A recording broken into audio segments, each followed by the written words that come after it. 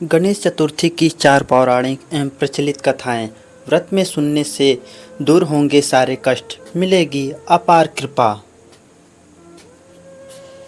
संकष्टी गणेश चतुर्थी व्रत करने से घर परिवार में आ रही विपदा दूर होती है। कई दिनों से रुके मांगलिक कार्य संपन्न होते हैं तथा भगवान श्री गणेश की असीम सुखों की प्राप्ति कराते हैं। माह की किसी भी चतुर्थी के दिन भगवान श्री गणेश की पूजा के दौरान संकष्टी गणेश चतुर्थी व्रत की कथा पढ़ना अथवा सुनना जरूरी होता है। इससे संबंधित 4 कथाएं प्रचलित है। पहली कथा पौराणिक एवं प्रचलित। श्री गणेश के अनुसार एक बार देवता कई विपदाओं में घिरे थे। तब वह मदद मांगने भगवान शिव के पास आए।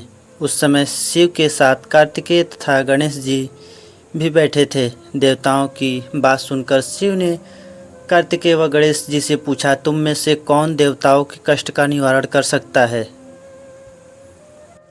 तब कार्तिकेय व गणेश जी दोनों ने ही स्वयं को इस कार्य के लिए सक्षम बताया। इस पर भगवान शिव ने दोनों की परीक्षा लेते हुए कहा कि तुम दोनों में से जो सबसे पहले पृथ्वी की परिक्रमा करके आएगा वही देवताओं की मदद करने जाएगा। भगवान शिव के मुख से यह वचन सुनते ही कार्तिकेय अपने वाहन मोर पर बैठ के पृथ्वी की परिक्रमा करने के लिए निकल पड़े, परंतु गणेश जी सोच में पड़ गए कि वह चूहे के ऊपर चढ़ के सारी पृथ्वी की परिक्रमा करेंगे तो इस कार्य में उन्हें बहुत समय लग जाएगा।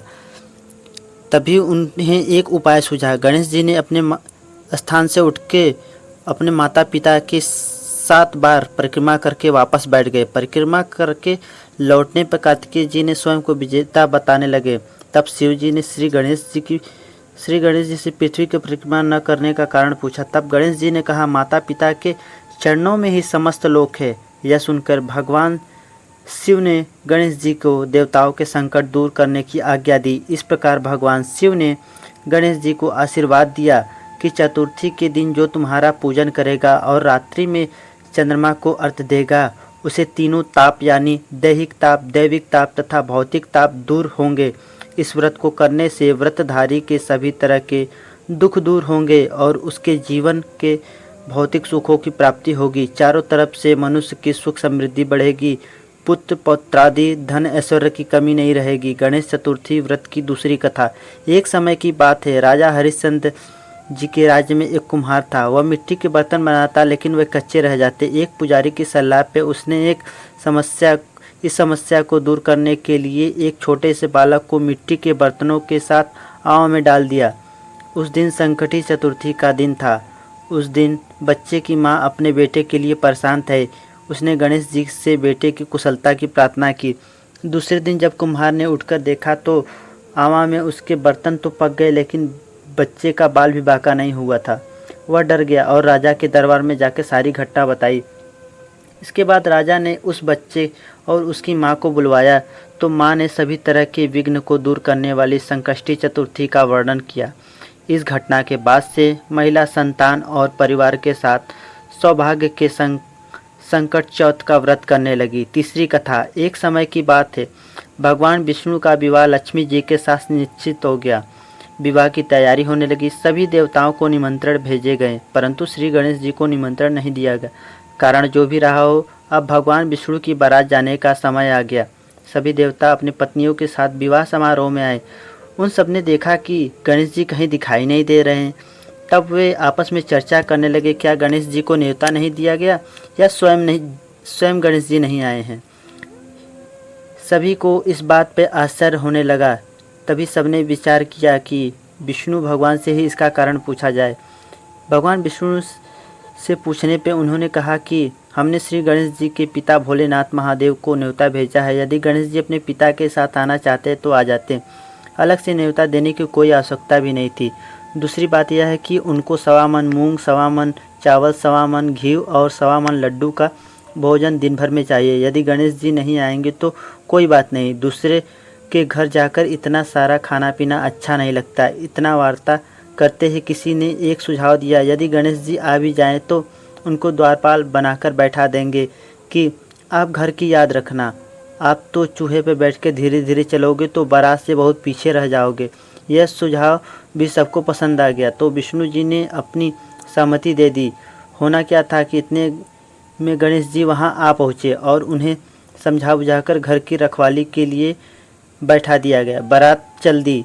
तब नारद जी ने देखा गणेश जी दरवाजे पे बैठे हुए थे, तो गणेश जी पास गए और रुकने का कारण पूछा। गणेश जी ने कहने लगे कि भगवान विष्णु ने मेरा बहुत अपमान किया है। नारद जी ने कहा कि आप अपनी मूषक सेना को आगे भेज दें तो वह रास्ता खोद देंगे, जिससे उनके वाहन धरती पर धंस जाएंगे। तब आपको सम्मानपूर्वक बुलाना पड़ेगा। अब तो गणेश जी ने अपनी मूषक सेना जल्दी से आगे भेज दी और सेना ने जमीन पोल कर दी। जब बारात वहां से निकली तो रथों के पहिए धरती में धंस गए। लाख कोशिशें करने परंतु नहीं निकले। सभी ने अपने अपने उपाय किए परंतु पहिया नहीं निकला, बल्कि जगह जगह से टूट गए। किसी की समझ में नहीं आया कि अब क्या किया जाए। तब तो नारद जी ने कहा, आप लोगों ने गणेश जी का अपमान करके अच्छा नहीं किया। यदि उन्हें मनाकर लाया जाए तो अपना कार्य सिद्ध हो सकता है, यह संकट टल सकती है।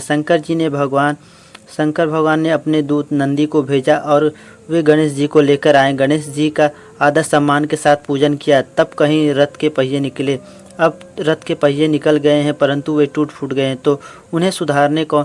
पास के खेत में खाती काम कर रहा था, उसे बुलाया गया। खाती अपना कार्य करने के पहले श्री गणेशाय नमः कहकर गणेश जी की वंदना मन ही मन करने लगा। देखते ही देखते खाती ने सभी पहियों को ठीक किया। तब खाती कहने लगा कि देवताओं, आपने सर्वप्रथम गणेश जी को नहीं मनाया होगा और न ही उनकी पूजन की होगी, इसलिए तो आपके साथ यह संकट आया है। हम तो मूर्ख अज्ञानी हैं, फिर भी श्री गणेश जी को पूजते हैं, उनका ध्यान करते हैं। आप लोग तो देवतागण हैं, फिर भी आप गणेश जी को कैसे जय बोलकर जाएं तो आप सबके काम बन जाएंगे और कोई संकट भी नहीं आएगा। ऐसा कहते हुए बारात वहां से चल दी और विष्णु जी का लक्ष्मी जी के साथ विवाह संपन्न करा के सभी सकुशल घर लौट आए। हे गणेश जी महाराज, आपने विष्णु जी को जैसे कारज सारियो ऐसा कारज सबको सिद्ध कर जो। बोलो गजानन भगवान की जय। चौथी कथा। श्री गणेश चतुर्थी की पौराणिक कथा के अनुसार एक बार भगवान शिव तथा माता पार्वती नर्मदा नदी के किनारे बैठे थे। वहाँ माता पिता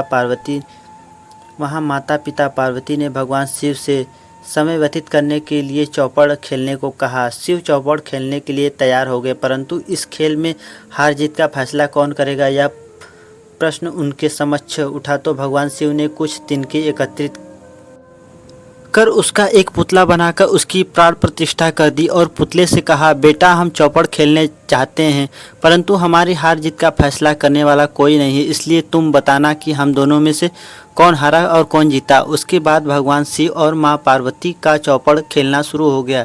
यह खेल 3 बार खेला गया और संयोग से तीनों बार माँ पार्वती ही जीत गईं। खेल समाप्त होने के बाद बालक से हार जीत का फैसला करने के लिए कहा गया तो उस बालक ने महादेव को विजयी बताया। यह सुनकर माँ पार्वती क्रोधित हो गई और क्रोध में उन्होंने बालक को लंगड़ा होने, कीचड़ में पड़ रहने का श्राप दे दिया। बालक ने माता पार्वती से माफ़ी मांगी और कहा कि यह मुझसे अज्ञानतावश ऐसा हुआ है, मैंने किसी द्वेष भाव में ऐसा नहीं किया है। बालक द्वारा क्षमा मांगने पर माता ने कहा, यह गणेश पूजन के लिए नाग कन्याएं आएंगी, उनके कहे अनुसार तुम गणेश व्रत करो, ऐसा करने से तुम मुझे प्राप्त करोगे। यह कहकर माँ पार्वती शिव के साथ कैलाश पर्वत पर चली गई।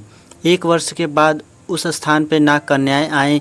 तब नाग कन्याओं से श्री गणेश के व्रत विधि की मालूम करने पे उस बालक ने 21 दिन लगातार गणेश जी का व्रत किया। उसकी श्रद्धा से गणेश जी प्रसन्न हुए। उन्होंने बालक को मनोवांछित फल मांगने के लिए कहा। उस पर उस बालक ने कहा, हे विनायक, मुझ में इतनी शक्ति दीजिए कि मैं अपने पैरों से चलकर अपने माता पिता के साथ कैलाश पर्वत पर पहुंच सकूं।